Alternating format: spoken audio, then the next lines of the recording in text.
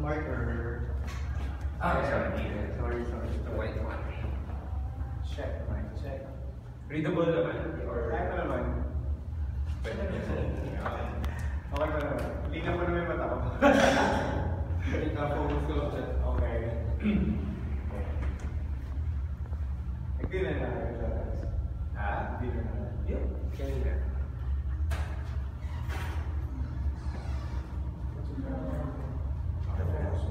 Guys, by the time you're watching this, probably when you're toasting, you're waiting for your new.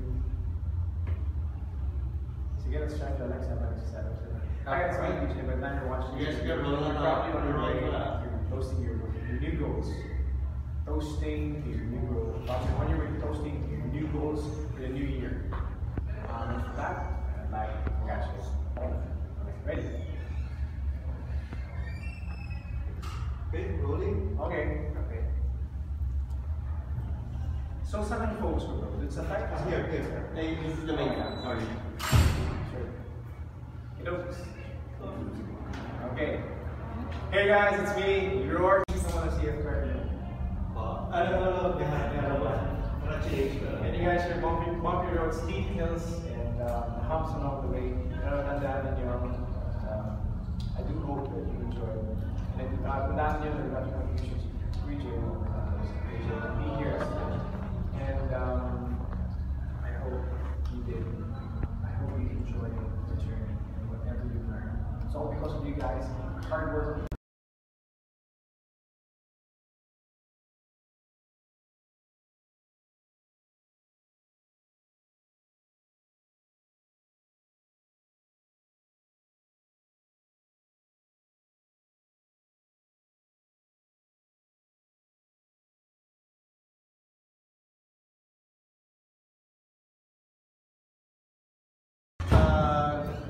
Pa rin sa walang kamatayang halik. Oo nga eh. Oo. May parang nagsalita na malaking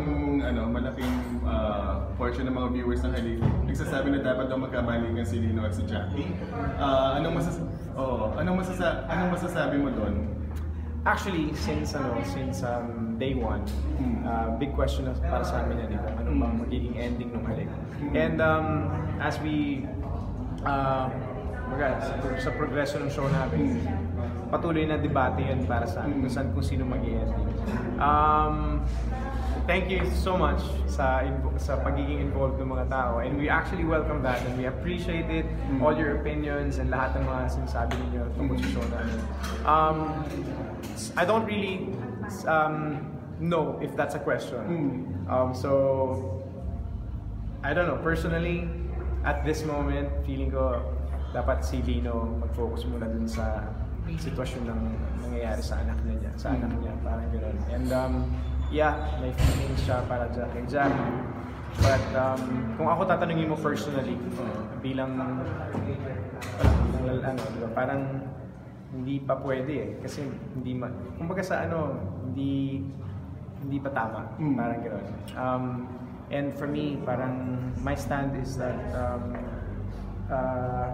siguro kung hanggat kaya mo magpatawad. Kasi parang for me, parang lagi kong iniisip na bakit ang mga lalaki kung nagkamali, may rason para, alam mo yun, nagiging excuse yung lalaki madaling patawarin. Bakit ang babae, pag nagkamali, hindi pwede yung patawarin kahit na gaano kagrabe yung pagkakamali na gawa niya. And I feel like sa pagdating ng pagdating ng mga episodes sa amin, feeling ko si Jake magtitino eh. Parang gano'n. Feeling ko lang. So, ganito kasi kami gumawa ng story sa show namin. Talagang pinakikinaman namin yung pulso ng mga character. At pinakikinggan din namin yung mga tao. Parang gano'n. Pero yung stand ko as a person, and as the person who's playing Lino, feeling ko dapat dun muna siya sa situation at hand, which is yung condition ni Jay. Parang gano'n. And kung kaya niya na pigilan pa yung niya at pag-isipan pang maigi yung mga desisyon niya, yun. Iniisip mo bang magiging involved yung mga tao dun sa story at magiging successful ng ganun yung halik? I think yeah. Nung time na yun, oo. Nung una hindi namin expect na ganito yung magiging reaction nila. But now I think we've parang part na kami ng komunidad, part na kami ng mga buhay ng mga tao. And so I really feel na meron kaming responsibilidad para, alam mo yun, ipakita kung ano yung tingin na, kung ano yung pakiramdam namin na tama. At kung ano man yung minsan hindi popular na desisyon na ginagawa namin sa show, it's because ako, gusto ko rin paglaban kung ano yung tama. Kami ng mga cast, ng mga director, mga writers, diba? Sama-sama kami dito na parang minsan mahirap talaga. Parang mahirap talagang mag-desisyon at kung ano yung madali nila lang gagawin. Pero dito, gusto namin ipakita na hanggat maaari, kung ano yung tama, hindi man yun yung pinakamadali, yun yung gagawin natin. Pero ewan ko merong Team Jackie, meron din nagsasabi, sana bumalik, mapatawad uli ni Lino si Jade kasi may anak na kayo ngayon. Oo nga. So ano naman ang ano mo doon? So tutuusin lang, kung babalikan natin yung mga ginawa ni Jade, paano kasi? Talagang ang tindi talaga, di ba? Parang binasura parang gano'n Pero para sa akin, bilang tao, yung timbang ng pagpapatawad na kailangan mo sa malaking kasalanan at yung timbang na kailangan mo sa pagpapatawad ng maliit na kasalanan, pareho lang. Isa lang yung spelling ng forgiveness. So parang kailangan hanapin niya pa rin sa puso niya na ano yun. As long, dapat lang sincere. Dapat sincere yung si Jade, kung anong gagawin niya, kung ano yung gusto niya magbago or ano man, di ba? So, ako personally, I wanna give, para sa akin, if we can give a person a chance to change, a chance to realize kung ano yung nagawa niyang mali, bigay mo sa kanya. Huwag mo kagad tapusin yung mga Kung ikaw ba may choice ka sa ending nito, kanino mo gusto mag-end? Bilang Echo at bilang... Di ba pa? Di ba? Parang... Sa ngayon wala. Sa ngayon wala. Feeling ko, sa ngayon, ang dami pang kailangan gawin ni Lini. Parang pakiramdam ko, kailangan niyang, hindi naman sa kailangan niyang ayusin yung pamilya niya. Hanapin niya yung sarili niya. Buuin niya ulit yung sarili niya. Kailangan niya umalis sa bahay niya lang. Kasi parang nandun, alam mo yun, parang kailangan niyang maging solid as a person.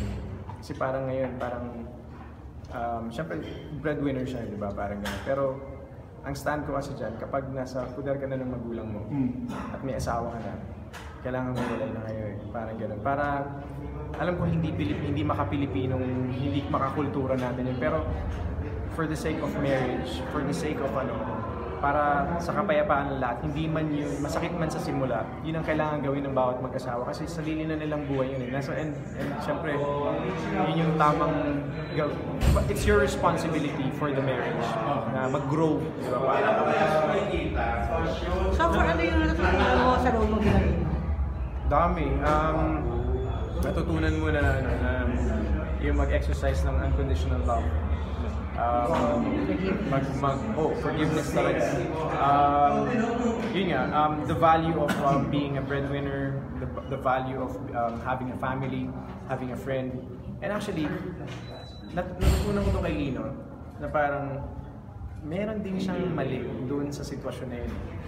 Hindi niya napakinggan ng maigi kung ano yung kailangan ng asawa niya. Pero not enough reason para gumawa ng kalokohan yung isa. So, ang maganda dito sa show, parang lahat ng tao may kasalanan.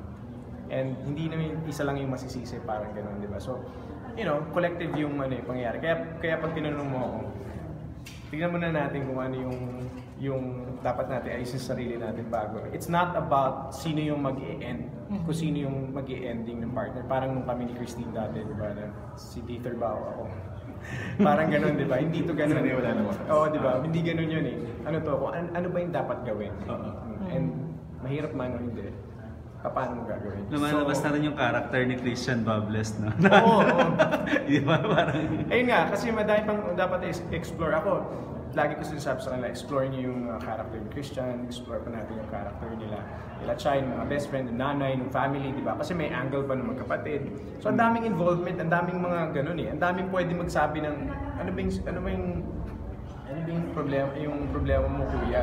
Kumbaga, bakit ganyan ka? Ba't ang martir mo? Ba't ang ano mo, di ba? Pero may explanation lahat yun di ba? So what's exciting about the show is that lahat ng character importante. Last question. Ano ka ba?